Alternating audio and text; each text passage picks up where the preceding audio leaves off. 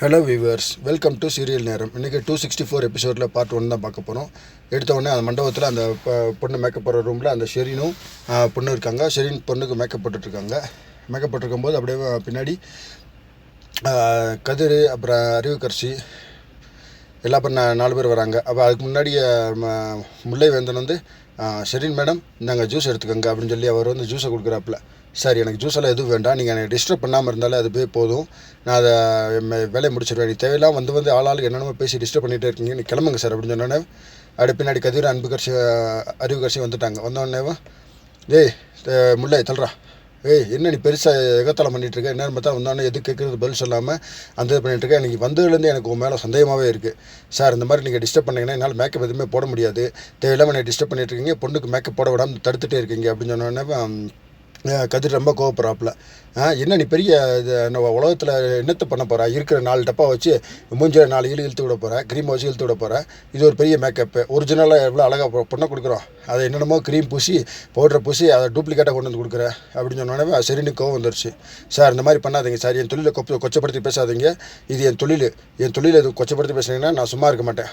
உடனே அறிவுக்கரசியை பார்த்து சரின்னு சொல்கிறாங்க, மேடம் நீங்கள் லாஸ்ட் டயத்தில் நீங்கள் சொன்னதுனால, நீங்கள் சொன்னேன்ற ஒரு காரணத்துக்காக தான் நான் அக்சஸ் பண்ணி வந்தேன், இல்லாட்டிங்க இந்த லாஸ்ட் டயத் ஆர்டர்லாம் நான் எப்போயுமே எடுக்கவே மாட்டேன், நீங்கள் இதை ரெக்வஸ்ட் பண்ணீங்கன்ற ஒரு காரணத்துக்காக தான் வந்து தேவையெல்லாம் பேசுகிறாரு மேடம், இது என் தொழிலை கேவலப்படுத்துகிற மாதிரி இருக்குது, எனக்கு இது இப்பெல்லாம் நல்லா இருக்காது அப்படின்னு சொன்னோன்னே உடனே அறிவுக்கரசி, மாமா தேவையில்லாமல் ஏன் பிரச்சனை பண்ணுறீங்க வாங்க அப்படின்னு சொன்னோன்னே, என்னத்தை பெரிய மேக்கப் போட்டு இது கிழிக்க போகிறா, எனக்கு இப்போ மேலே சந்தேகமாக இருக்குது, இதுக்கு மேலே நான் அந்த முக்காடு போட்டு ஒருத்தர் இருக்காள் உள்ள அவன் மேலே எனக்கு சந்தேகமாக இருக்குது, முதல்ல அவளை கூப்பிடுங்கடா, பிரச்சனை இவங்களை எல்லாத்தையும் வெளியே அனுப்பேன், எல்லாம் வெளியே கிளம்பு தேவையில்லாமல் இது ஒன்றும் மேக்கப் போட வேணாம், ஒன்றும் பட வேணாம் அப்படின்னு சொன்னோன்னே முல்லை சொல்கிறாப்புல, மாமா தேவையில்லாமல் பிரச்சனை பண்ணாதீங்க, இருக்கிற விஷயத்த பலூன் மாதிரி ஊதி பெரிய விஷயம் ஆக்கிடாதீங்க, அப்புறம் எல்லாத்தையும் மண்டபத்தை விட்டு அனுப்பிச்சிட்டிங்கன்னா அப்புறம் பொண்ணுக்கு மேக்கப் போடுறது யார், நீங்கள் போடுவீங்களா இல்லை அக்கா போடுவாங்களா, ஏன் மாமா அப்படின்னு சொன்னோடனே அறிவுக்கரசி, வாங்க மாமா தேவையில்லாம் பிரச்சனை பண்ணாதீங்க, வாங்க வெளியில் போங்க அப்படின்னு சொன்னோன்னே சரின்ட்டு வெளியில் போயிடுறாங்க.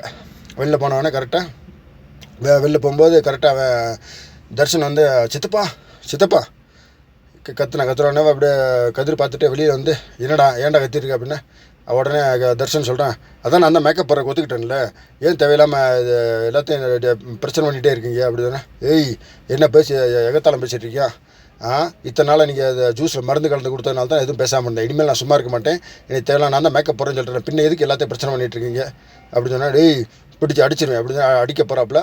உடனே ஞானம் வந்து டேய் என்னடா பிரச்சனை பண்ணிகிட்டு இருக்கீங்க வந்து, என்னடா கதிர் என்னடா இந்நேரம் பார்த்தாலும் இவன்ட்ட பிரச்சனை பண்ணிகிட்டே இருக்கு, என்னடா பிரச்சனை உனக்கு அப்படின்னா, மேக்கப் போட மாட்டான்ல, மேக்கப் போட மாட்டான், பெருசாக இது எகத்தலைமை பெருசு முறை அடிக்க ஆறியா அப்படின்னு சொன்னேன், போடா நீ போடா, தேவையில்லாமல் கதிர் எல்லாத்துக்கும் ஏன்டா பிரச்சனை பண்ணிகிட்ருக்க அப்படின்னு சொன்னால் சரின்னு சொல்லிட்டு அவர் தர்ஷன் போயிட்டான். அப்புறம் இவங்களும் போய் மேக்கப் போடுமா அப்படின்னு சொல்லி ஞானம் எல்லாத்தையும் அனுப்பிச்சி விட்டாப்புல. அப்புறம் உள்ளே போனோடனே முல்லை வந்தன் அங்கே பொண்ணு ரூம்குள்ளே போகிறான், அப்படி பின்னாடி அந்த மேக்கப் ஆர்டிஸ்ட் சரின்னு போகிறாங்க. போனோடனே அப்படியே கதை அடைக்க போகிறாங்க. அப்படியே முல்லை வந்தன், மேடம் சாரி மேடம், இந்த மாதிரி காஃபி கொடுக்குற நேரத்தில் இந்த மாதிரி இவ்வளோ பெரிய கலவரம் வரும்னு எதிர்பார்க்கவே இல்லை, ஒரு காஃபியால் இவ்வளோ கலவரம் வரும்னு நானும் எதிர்பார்க்கவே இல்லை, சாரி மேடம் அப்படின்னு சொன்னோன்னே போயா முதல்ல அப்படின்னு சொல்லிட்டு கதை அடைச்சிடுறாங்க. அப்படி பக்கத்தில் அந்த அறிவுக்கரசியோட அசிஸ்டண்ட் இருக்காங்க. என்ன முல்லை அந்த பொண்ணை அப்படியே பேசி கரெக்ட் பண்ணலான்னு பார்க்குற போலையே அப்படின்னு சொன்னோடனே, இல்லை கரெக்ட்லாம் பண்ணல அப்படின்னு சொன்னேன், கரெக்ட் பண்ணுற மாதிரி தான் தெரியுது, சரி போ அப்படின்னு சொன்னோன்னே, வா வெண்ணிலா உன்னைத்தானே வானம் தேடுதே அப்படின்னு படிக்கிறான். இந்த பாட்டு ஆல்ரெடி ஏற்கனவே படிச்சுட்டாங்க அப்படின்னு சொன்னோன்னே, படிச்சுட்டாங்களா, சரி விடு, நேற்று போல் இன்று இல்லை அப்படின்னு படிக்கிறாப்புல. சரி ஓகே அப்படின்னு சொல்லிட்டு அப்படி 2 பேரும் கிளம்பி போயிட்டாங்க. சரியா, இதோடய இந்த சீரியலில் முடிஞ்சிருச்சு.